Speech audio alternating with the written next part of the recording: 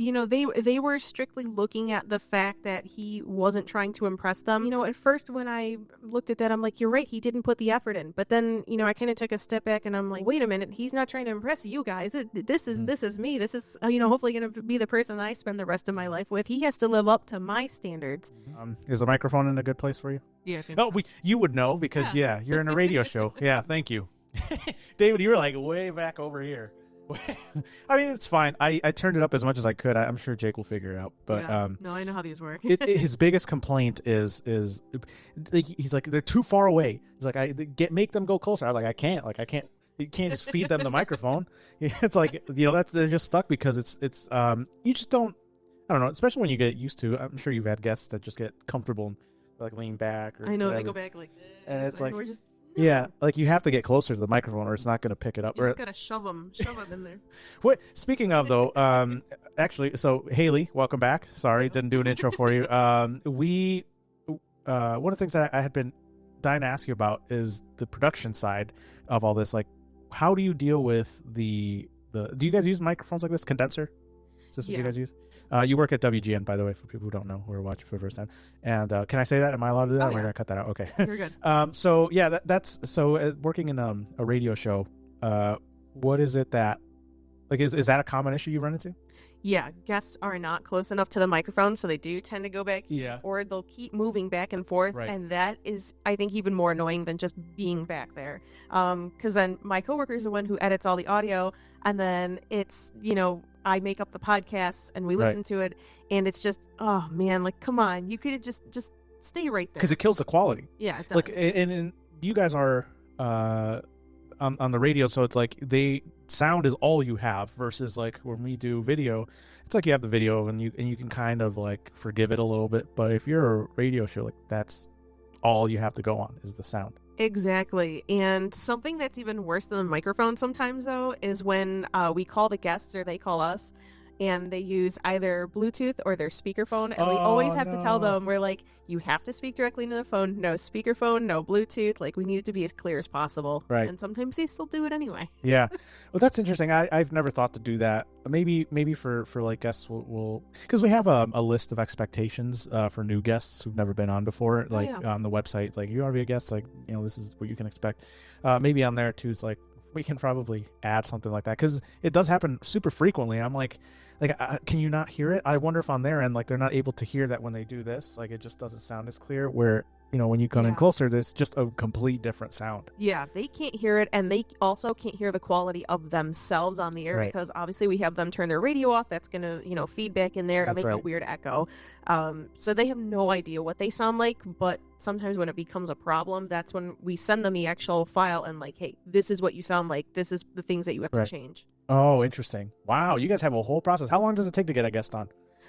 We actually typically have the same guests on every single week, so it's not that difficult. We have most of our weeks already planned out. Mm-hmm. It's just a matter of getting maybe one or two new guests here and there, and depending on if they respond or not, that's kind of how long it takes to get them. What do you guys look for in guests? Like, what specifically are you looking to get? Like, guests that are interested in what, for example? Definitely like the latest news stories, breaking news, things that's going on in other countries. Okay. Our host really likes books about softball, baseball, hot dogs, the Beatles. And so we try to find guests that tailor to his likes as well as what's in the news and what people need to hear, what they want to hear, things like that. What does it look like for you, for example? Well, first of all, let's start off with what is your role? So I'm a producer. What I mainly do is I book the guests for the shows, mainly the booker. And I also rate up the podcasts. I answer the phones, get people's information for prizes, make sure people sound good on the phones, print out all the information that our host needs, and on call 24/7. On call 24/7. That has to be the hardest part of it all. How late have you gotten calls? Oh my gosh. I just got an email the other night at 10:15 p.m. And since we typically have to get up between like 3 and 4 in the morning, I'm already asleep at that point. Yeah. So, and they're just like, hey, we're just going to call your cell since you're probably not up right now. And so little things like, has there ever been like, hey, get up, you got to go talk to this person type thing? No? It's not necessarily that I have to get up. It's that sometimes I'll have to stay up. So wait for a response, or if somebody gets back to us, like if our host is like, hey, we need this person at 8:00 at night because say something happens on the other side of the world, and it's like, well, all right, I'm not going to go to sleep right now then. Right. Okay, I understand. So yeah, it can be random in that your bedtime might fluctuate. Yeah. Depending on the guests. Okay, so a lot of stuff that we've. Oh man, I haven't done an interview with you actually, just you, even longer than David. So when would have been the last time? I can't even remember. Maybe it was more than 2 years ago. Yeah, at this can't point. remember either. So yeah, it's been a long time. Lots of stuff happened. I've talked to David about it, obviously, and the engagement is going to be a thing that I'm going to ask you about. But also, I don't think that, now that I think about it, I don't really think I've asked you a ton about like what daily life looks like for you. What is it? So we talked about your childhood the first time we had you, and we talked about like the difficulties for you as a kid, like kind of, being the only child, right? Yeah. And having, your only friend really being your dogs, or dog, right? Just one you had growing up? Technically 2, but not at the same time. Gotcha. So then for the most part, you were used to a dog growing up, and so that was really your companion. And so now that you're, obviously living with my friend and your fiance now, congratulations, by the way. That is something to get used to. So how do you think you've become accustomed to that? Yeah. So when we first started living together, it was it felt more like a roommate situation, just because he's only ever lived with his friends before. Yep.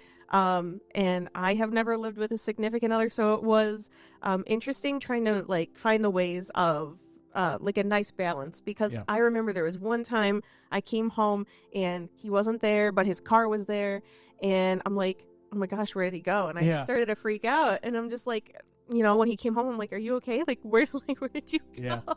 So that's when we're just like, okay, like we're gonna make sure that we know where each other is, not necessarily for the sake of, hey, I'm gonna stalk you because I don't trust you, but for the sake of I need Are to you know, okay? Yeah, I need to know because I care about you, and if something happens, if I need to go get you or whatever, I know where you're at. Right, fair.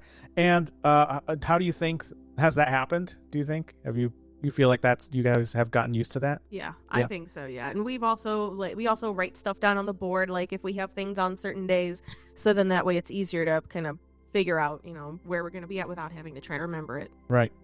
Okay, so then that adjustment period's happened and all that. How does it feel being engaged? Do you feel any different? I know David said that not really, but what does it feel like for you? I think it's that first kind of like whirlwind of, oh my gosh, we're engaged, and posting it, and then everybody sees it. And now things have just kind of settled down a little bit. But I don't know, I still kind of find it exciting because I'm like thinking forward to our wedding day, writing about what it's going to be like, what I'm going to feel like, just kind of what the atmosphere is going to be. So that part excites me.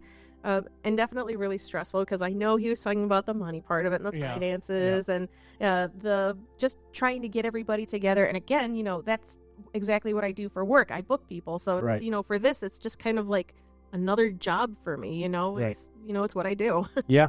And so, yeah, I mean, in some ways it lends itself, that skill, being a planner, exactly. I'd like to think that that's like the typical thing. It's like generally the wife to be is the person who does a lot of the planning, because to be fair, and this is just you could disagree with me, I think, in my opinion, I think that the wedding is mostly for the wife, because that's like what they dream of when they're kids, is being married and what that's going to look like. Where for guys, like, the marriage, of course, it's something to look forward to, something that would be, they would love to do, but I don't know that the wedding day is the part necessarily that guys plan for, but rather we have a house now, we have our own stuff, this is my wife type deal. Like that, I think, is more, the after is more what I think guys look forward to than necessarily the wedding day. It's not to say that not exciting and not something they'll remember, but I think for women that day has to be like perfect.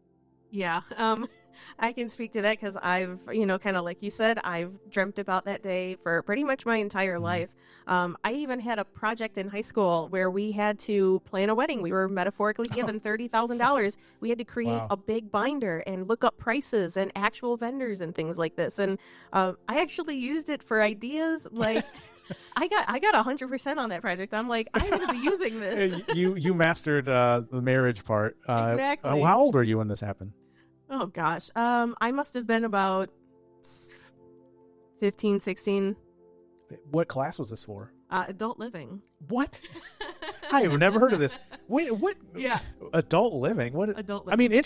I mean, I wish there was stuff like that growing up for me, but for me, the closest I got to that was home ec, where you got to make your own pillow. And like that was the highlight of this is what it's gonna be like when you're on your own. Was you're gonna have to know how to do this, and then like cooking and stuff. But it was not anything like that. What does that entail? I guess it was more so of getting into the mental state of becoming an adult, which was fantastic, because what they did was we actually went through all of the stages of life. So pretty much getting back into the mind of a baby, an infant, a child, to know how to properly take care of them. That was not the class that we had to carry around a plastic baby, thank gosh, because I would have lost my mind. Right. And then just kind of that transition into becoming an adult, and hey, these are what bills you're gonna have to pay. You're gonna have to learn how to budget these things.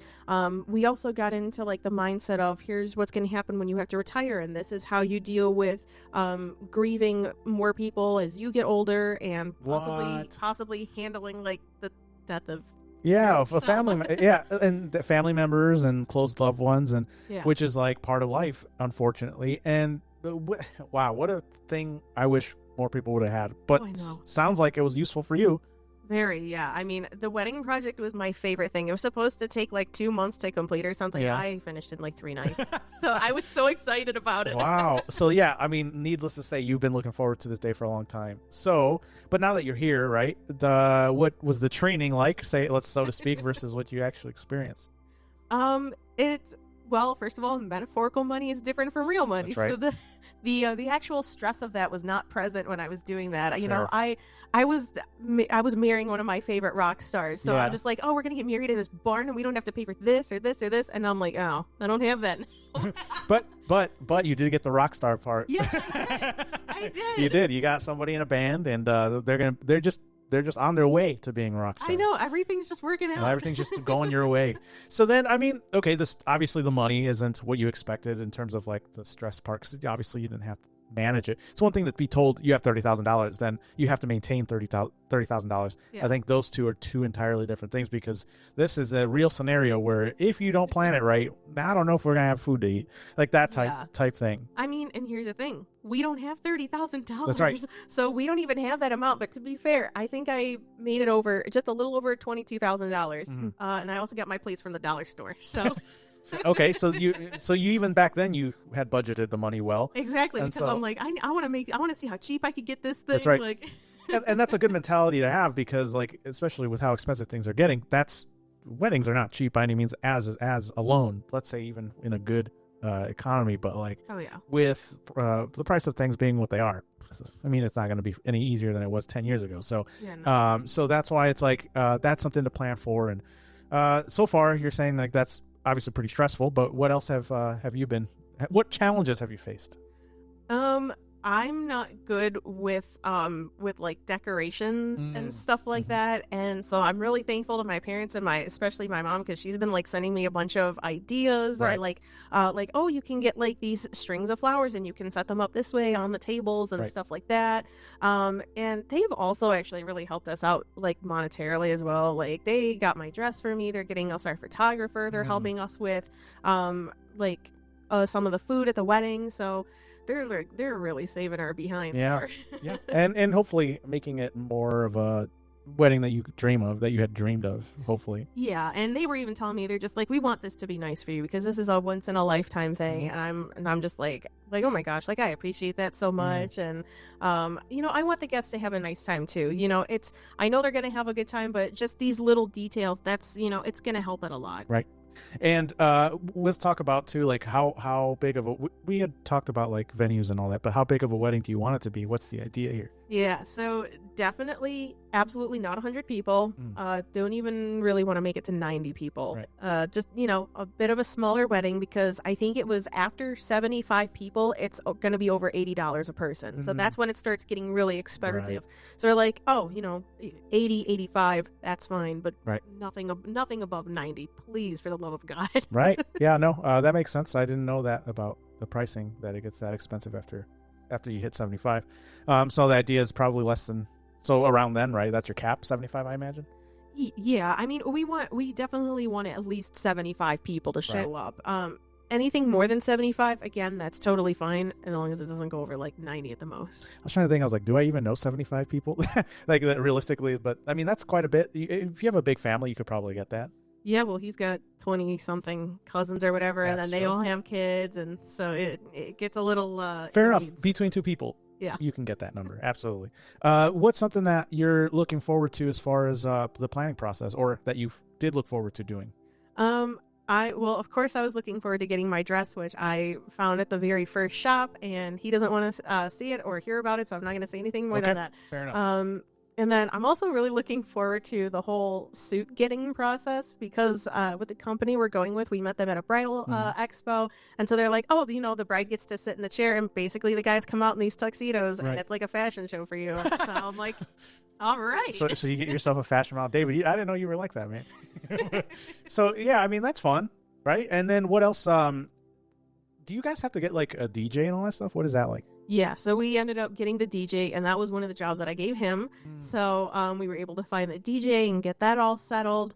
I'm also looking forward to getting the cake, because cake tasting, so it's fun. That has to be expensive too. What is that like?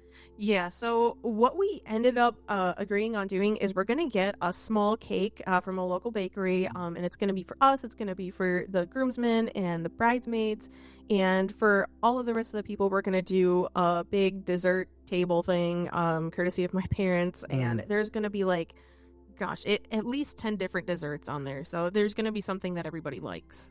And then you guys do meal testing too, right? That's like a thing? That's typically a thing, but for whatever reason with the place we're going with, they're like, oh yeah, we don't do that. So we just kind of have to be like, oh, well, we like these foods. I gotcha. So they give you like a little menu to select from. Yeah, fair enough. I mean, plus, I mean, I imagine if you were to do a place that does that, like, they're probably going to be expensive. That's another thing to think about too. Yeah, I would think so. And I don't know. I'm trying to get him to change from the fried chicken to like the roasted chicken, because I'm like, not everybody's going to want fried chicken. That's true. That's fair. I think that's a fair argument. But then he's like, well, it's my wedding and I want fried chicken. And I'm like, oh man, you have a point there too. Yeah. I mean, there is like, that's another thing I want to ask you about. Like what parts are important to you guys? Like what part is important to him and you? Oh boy. I mean, the part that I can't stop thinking about is the first time that we're gonna see each other that day. Like I walk down the aisle, that's gonna be like the heart stopping moment. Yeah, and then you have I imagine are you gonna have? Well, that's the DJ's job, right? To play the music. Sometimes I know people have like a piano player that does it better. That's probably really expensive, right? Yeah, so no, we booked the DJ for both the chapel and the reception, just because they're both in the same place anyway. Yeah, fair enough. And that's another thing that people talk about and I'm sure you're going to need that photographer working overtime for that part. Oh, yeah. Oh, yeah. And then what else do you think that, let's talk about what were some unexpected things that came up on the wedding planning? Oh, boy. I mean, I don't really think I planned on finding our venue as quickly as we did. It was only the second place that we went to, and then that was pretty much it. Like, because the first place I'm just like, oh, this place is fancy. It looks just okay. We went to this place, and it just looked a lot brighter, and it was owned by the same company, but like the price was a little cheaper. Right. So we're like, oh, then. So you went, yeah. Exactly, and I think we did that because we didn't realize that September and October are the busiest months for weddings, because it's that nice transition from summer to fall, so it's not too hot outside, not too cold outside. So we're like, well, we need to book something and we need to do it now. So we're just gonna get this locked in. Was a September wedding thing that you guys purposely did, or just fell that way? We did purposely want to do it in September, just because our anniversary when we started dating is September 9th. Okay. So that's why, and we looked at what the 9th was next year, and it was like on a Wednesday or something. Right. So we're like, okay, we're just gonna, not gonna happen then. Yeah, we're just gonna make it for a later day in September. Right. But it actually ended up working out, because September 26th was the day, I think it was 1969. Don't quote me on that. That the Beatles released Abbey Road, and that's where he proposed to me. Whoa. So it's like, oh my gosh. You're getting your dream wedding. I know. Yeah, that's awesome. I'm happy for you. That's one of those things that you kind of you're told about, but now you kind of get to experience, and hopefully you get to tell, especially on the radio when you talk to people, maybe some hopefuls that want to get married. Have you had that, by the way? Do you get many people that are like, you interview about they're about to get married or something like that? Is that anything you guys do? We do sometimes interview a relationship expert. They haven't been on in a while, but typically they talk about couples that are already married. So basically just like, here's how to spice up your marriage. Oh, I understand. Pretty much the most part of it. What is the most exciting part about your job? Well, I actually got to be on a Zoom with Bob Odenkirk the other day, so that was really fun. I love that. What did you guys talk about? So they were actually doing an event with his sister Maria, and it was for raising awareness for people who have strokes, and so it was like a stair climb in the Willis Tower. So that was something that they were promoting and doing, and that was really cool. One of the I think the cool part for me, and maybe you can correct me on this and you can tell me about your experience, but for me, like just in podcasting and getting to talk to different people, it's really kind of changed my understanding of like what motivates people to do what it is that they do.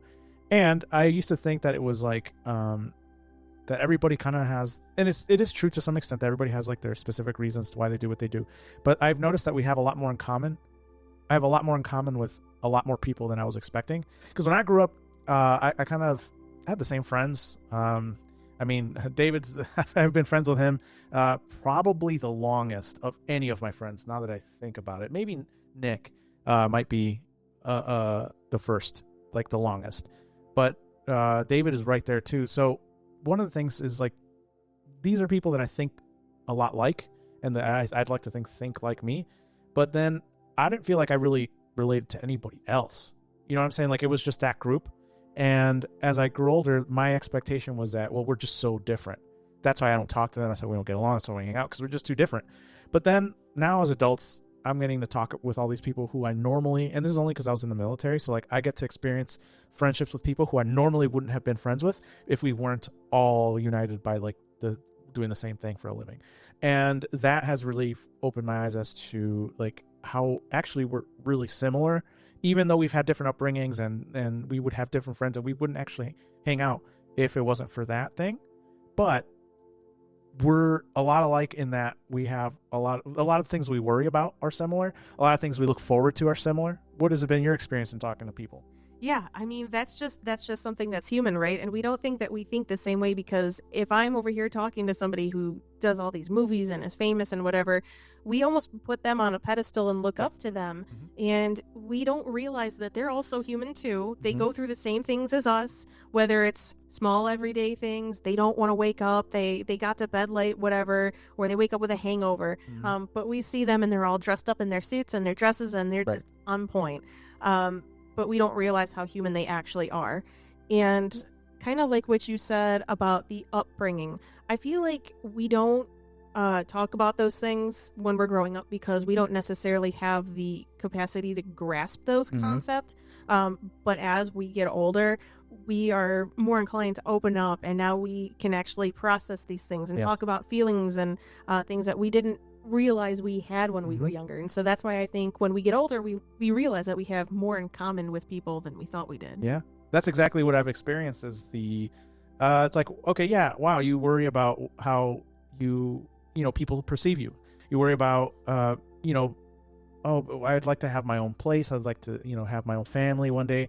And those are things that I can relate to on a personal level, because that's something that I dream about. Like I'd like to have my own family one day. I'd like to have somebody, a partner to grow old with, right?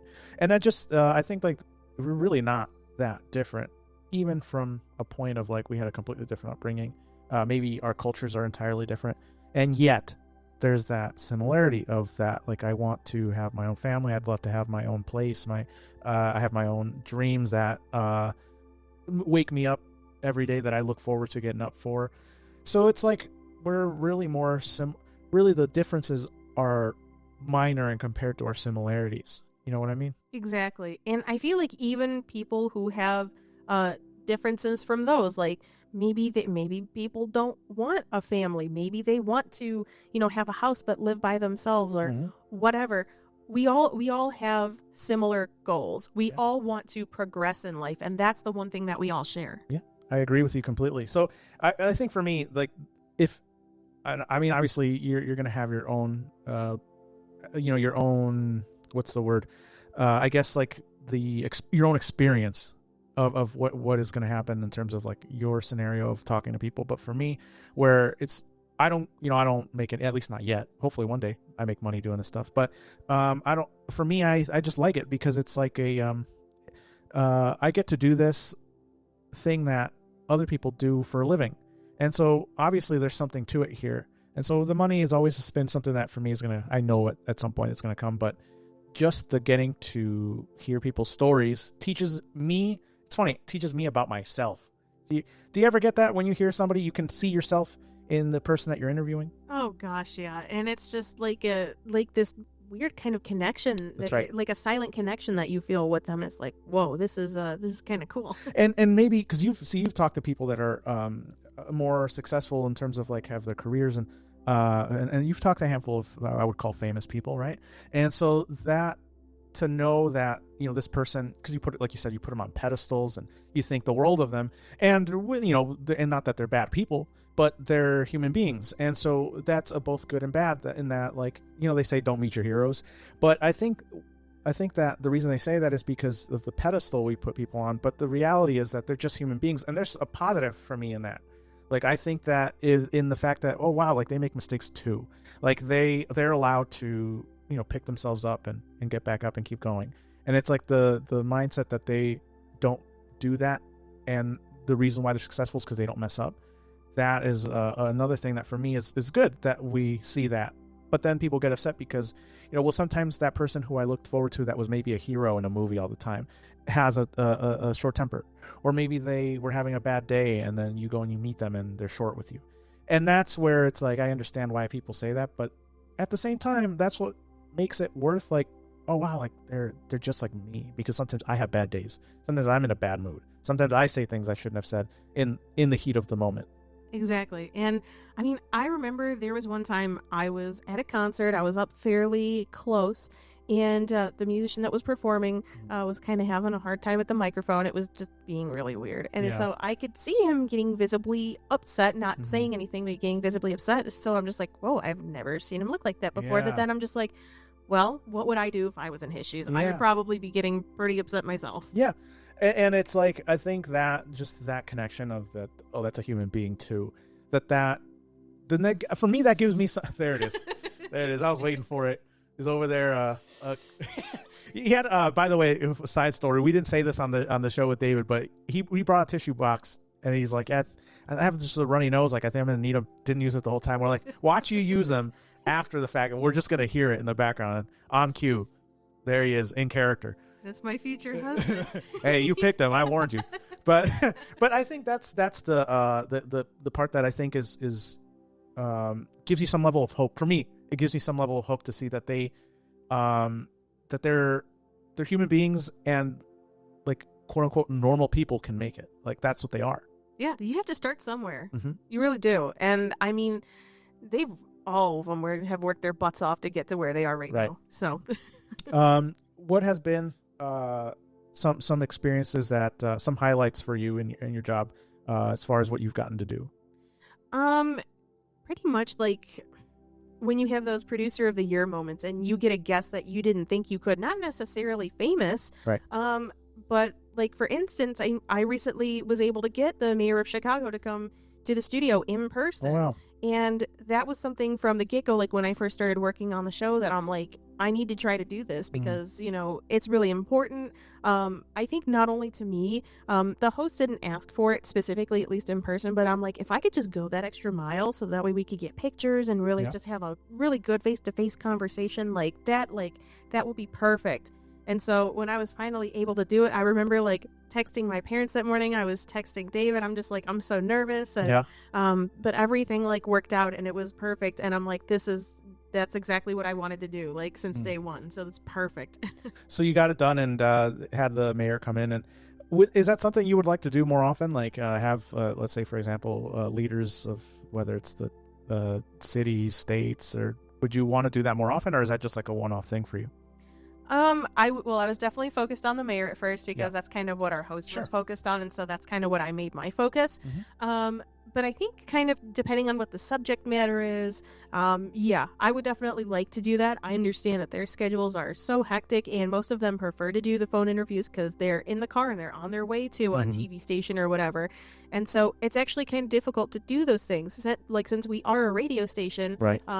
They tend to prioritize TV stations because cameras, you know, whereas they're just like, oh, you just need audio? All right, here, I'm getting on the phone. I'm getting on Zoom. Right. On. Right. And so then that getting them in person is that next level commitment, because they in theory could do it on the phone, and it's like but it's not preferred. Here's why. Like, for me, my opinion is that I think that even though you're just hearing the audio, you're talking to that person like in person. You're seeing their reactions, you're seeing their emotions, and so it's easier to kind of gauge where they're at, because like if you're doing something that, and this is for me, like I've gotten really good at picking up on cues for people, like when I see, like you said, uncomfortable, upset, like things like that, I've gotten pretty good at reading that. And so then if you don't have that when you're talking to them on the phone, it's much harder to tell if they're like bored with something or if they're like not into whatever you're asking, or it's harder to gauge that stuff. And so like for me as an interviewer, I want to get as much information as I can, so that I know if this conversation is what they want to be having, and if not, then what do I need to do to make it to go towards something that is going to make it worth them wanting to share.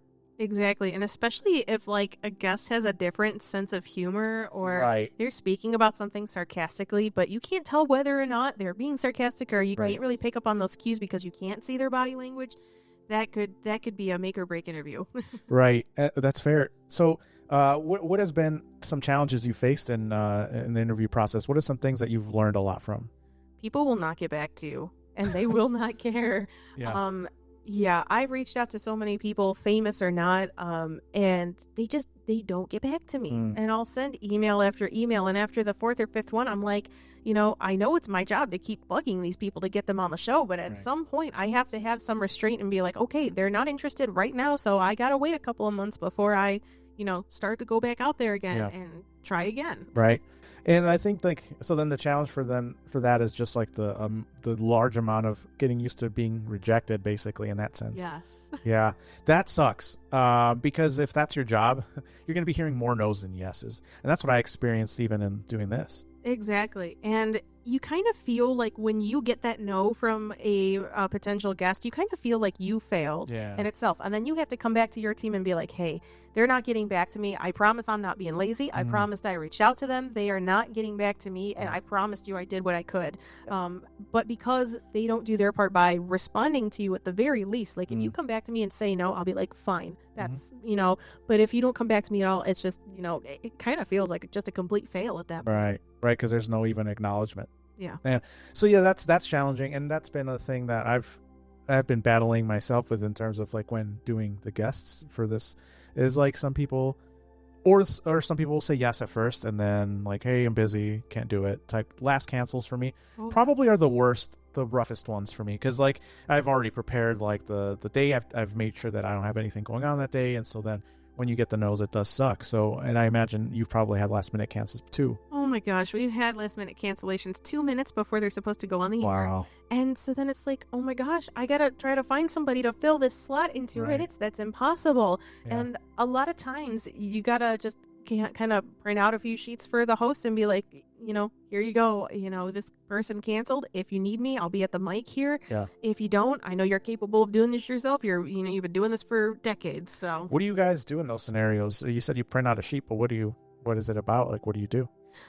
So we pretty much, print out a sheet on whatever topic we're talking about, going on CNN or any other credible source. Yeah. And luckily the host has a bunch of other people like news anchors or traffic anchors, sports anchors, to kind of converse with. And more times than not, our reporters in the newsroom are talking about something that our host wants to talk about, so they can talk back and forth to each other about that thing. So a segment never really fails necessarily, even if a guest doesn't show or cancels last minute.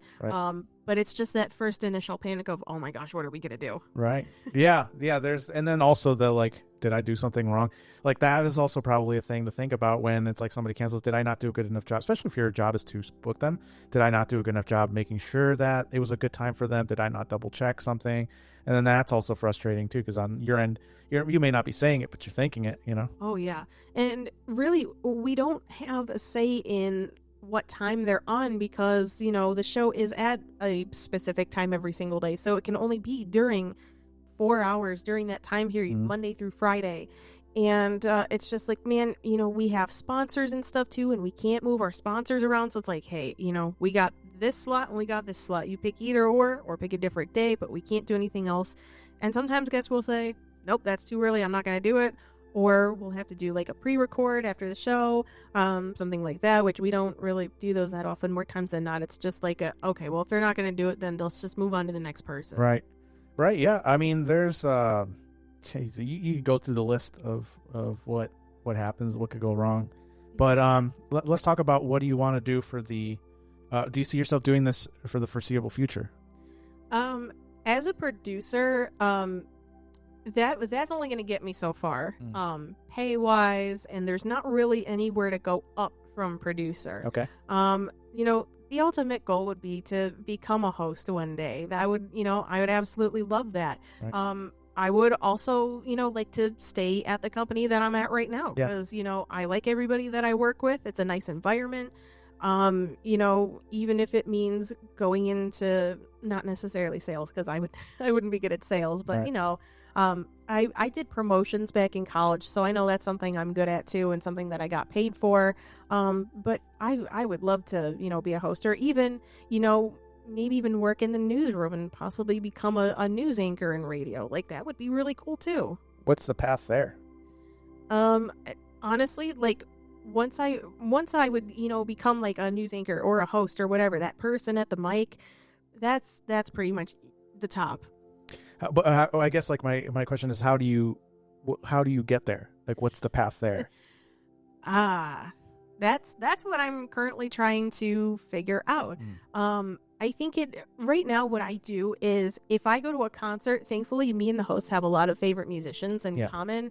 And so I'll tell him like who I'm going to see and everything, and I'll do like a little concert review the day after. And so it's finding things that you have in common with the host or with the people on the team, and just, trying to get yourself out there, pitching ideas for, segments that you can take a hold of, but also, have the host involved with it as well, because it's their show. Right. And so then basically the path there would be, well, first of all, you have to have years of experience and a good rapport with everybody, I imagine. But then also the host would probably have to leave, right? Yeah, and that does not happen very often. Right.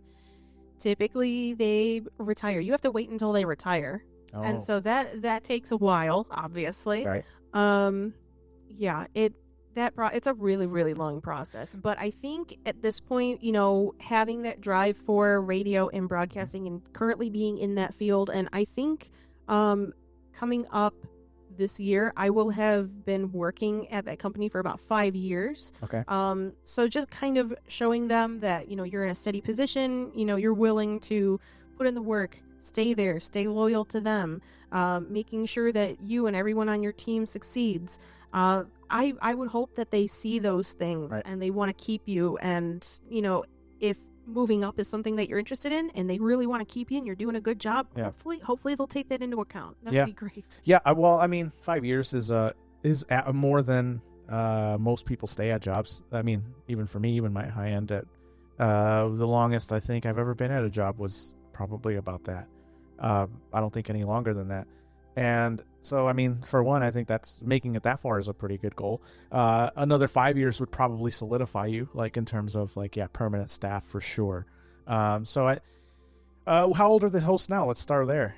They're well into their 70s. Okay. So then, likely retirement from radio. You could probably do that for a while. What do you think if you had to guess? How long do you think you have to wait? Yeah, that's a great question, because there are part-time hosts that are at that company that are looking to bump up. So at that point, then it would be me hopefully trying to get into those part-time slots while the part-times go to full-time, and then I work whatever shifts they decide to give me, mornings, middays, afternoons, overnights, whatever they want to give me. And they get paid, I imagine, better than the producers, the part-times? Part-time hosts? Yeah. I would think so. Yeah. I would think so. But either way, even if let's say they didn't, you'd still take it because you want to get up to that host, right? I would take it after we get married and get a house and have money because I think, it's such a struggle when you're this age because it's like you want to advance in your career, right, but you don't want it to be too risky because if you are going to be getting married, if you are going to be getting a house, you desperately need that whatever income you can get. And so it's like, do you put your career on hold to focus on those things, or do you take those risks and risk not being good at something or them firing you over something? Like you don't know. And so I'm definitely more of a cautious person, and so that's why I'm staying in the lane that I'm in. Right. Yeah, fair enough. And then also, I mean, it's good to dream about the future, but you can't get too far ahead because you got what's right in front of you. So let's talk about what is it that for now you have the wedding to look forward to. You have right now what's let's say for example for now are you trying to get somebody on right now? Like what is the next big step for you right now? Oh boy. The next big step is for me not to lose my sanity. Fair. Yeah. I mean, at this moment in time, I would think it would be to get married is the next step, because at this point in my career, I want to stay steady on my career where I'm at right now. I'm content with, what I'm doing.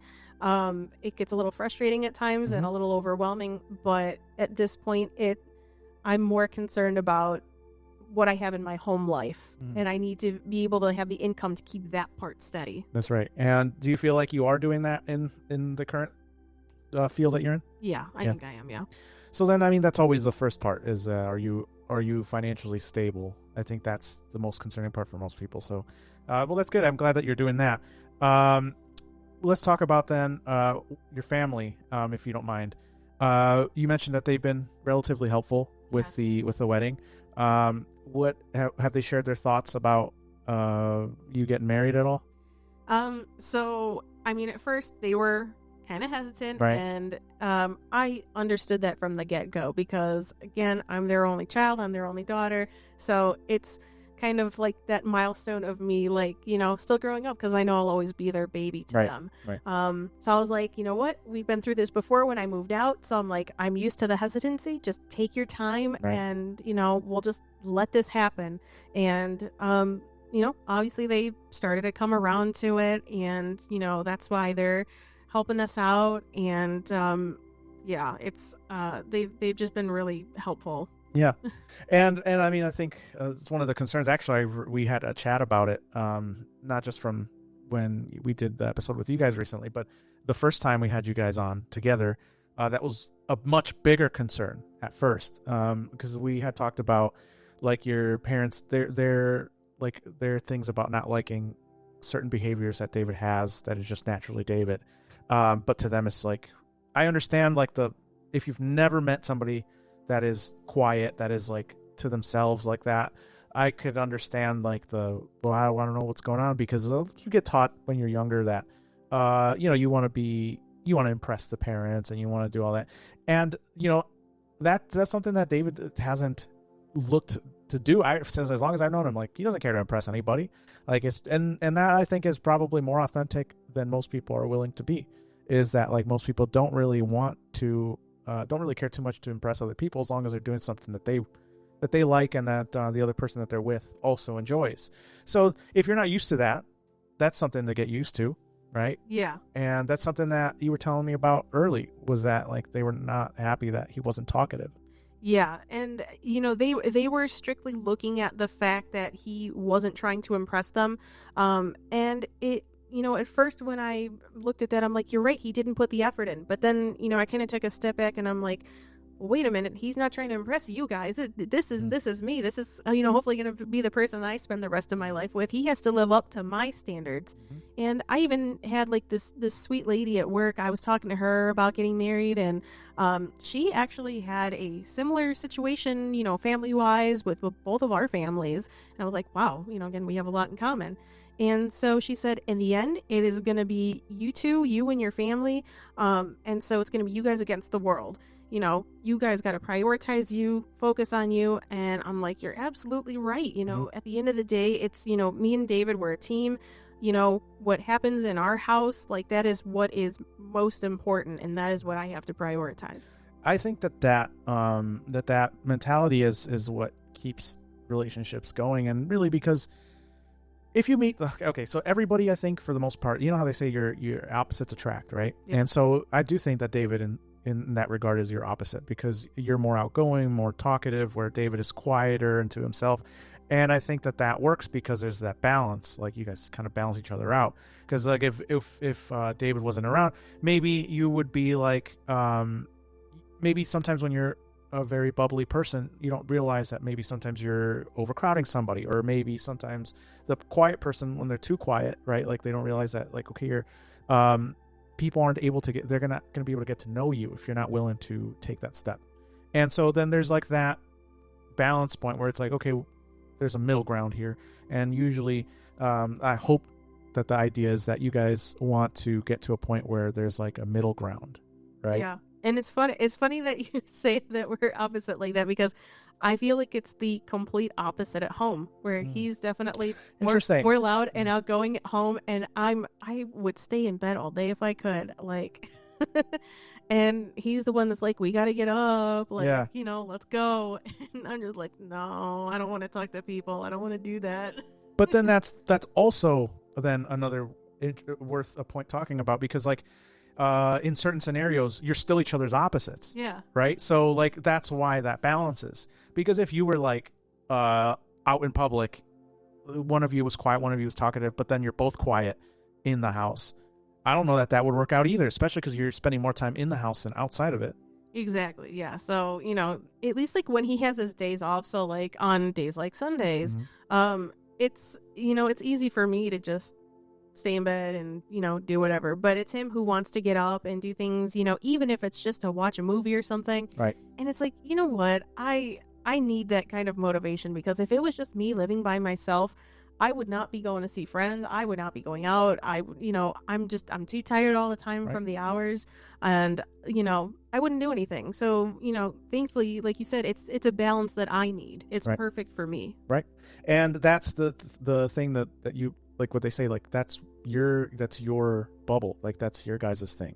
And unfortunately, family members who have, because they're the origin of who you are, right? Like they, you're used to the way that you are. Like maybe you're more conservative in certain ways because of them, and so they're going to be more like seeing it from that end. Where you've kind of you're looking for a balance point because you've only had that, and so you're finding your balance in your opposite, and that's just in multiple scenarios. And I think that's actually very interesting. Now it makes more sense to me why that thing balances out between you guys, because it's this motion of like flip-flopping, but you're still each other's opposites. So you're just spinning on the yin and yang, you know what I'm saying, like switching that position. So like the challenge then is for the parents is that like they aren't used to that, and they don't have, like, realistically they don't see it because you're interested in him and they aren't necessarily. Yeah exactly. They don't see that side of him that I see of him, and they never will. Exactly. And so unfortunately, it's at a point where they will never understand, but I have to learn to be okay with that. And I've definitely, being with him for, a longer period of time since we last talked, and, living with him and everything, I've, become more with peace at that, more with peace at like, hey, he's not going to be buddies with my parents, and, we're not going to, go on these events or whatever, like go out and have dinner on a regular basis, like, I thought I would growing up, and I'm becoming okay with that. Right. That's the part, the maturing part that I think happens to everybody is that at some point your parents' opinion isn't everything, because you now have your own. Your parents give you a basic map of how to interact in the world and how to navigate, but at some point their map isn't good for you anymore. Like it no longer points to where your north is. And I think that that's something that people don't really realize until they get much older, where it's like I'm still operating with my parents' plan, but it's not good for me anymore. Like it's not working for me anymore, and that's okay. That's part of life. Yeah. And I think it's just the dealing with creating a new one, and trusting that map instead of what you were originally born with.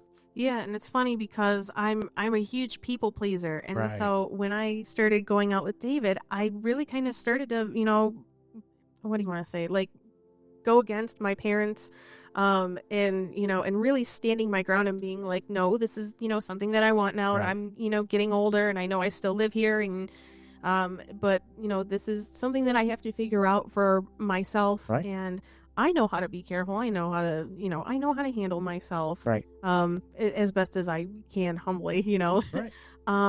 But it was weird because at one point I felt really kind of lost, actually, Right. because I was going against them, and growing up I did what I could to make sure that they were happy. Exactly. And so now that I wasn't, I was like, oh my gosh, like I can't talk to them about What do I have? my problems, about what's going on. And when I was first starting to go out with him, I was just like, well, I don't know him well enough to talk about these things yet, so what am I supposed to do? Interesting. Yeah. I mean, you were in that like floating, like kind of in the middle.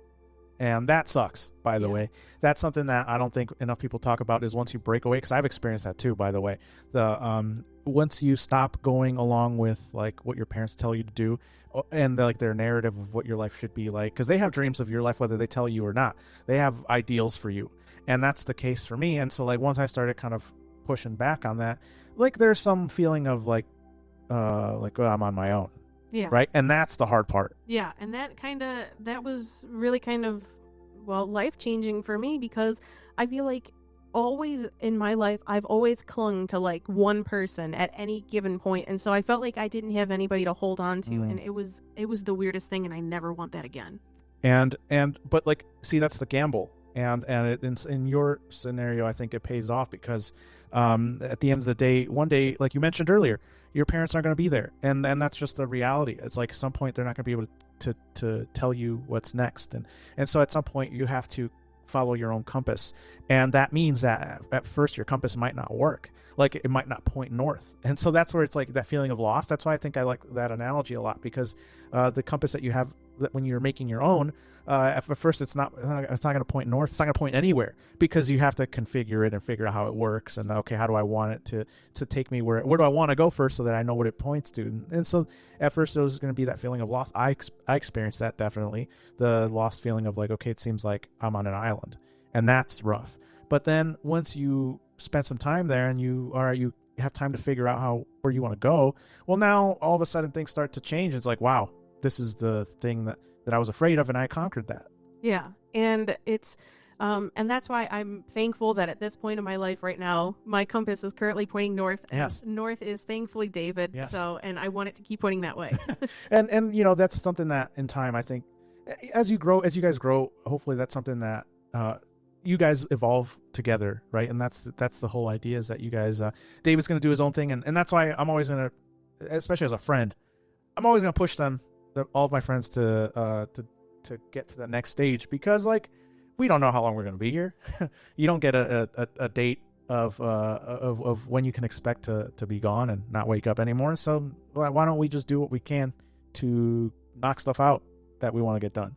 So Yeah, as long as it's not like, I know financial things take time and that you Right. can't really help. But if it's something small, like, doing a weekend vacation together, or, something like that, it's just, just plan it out. Just go and do it. And, don't forget to, take pictures and videos and stuff, so Right. that way you can, look back and remember that. yeah, and I think that's what it's all about. But we are running up on our time, so I just want to take some last minutes. If you want any last comments, any last things you want to share before we check out today. Just that looking really forward to the wedding. I think about it very much every day now at this point. So I'm just I can't wait to see what the future holds. Next time we have you, we'll probably be talking to you from the standpoint of a wife. So it's I'm excited for you guys, and I'll be there. So I'm sure we'll take some videos for you guys as well too, and then maybe we'll talk about it offline. But like maybe some shooting for the.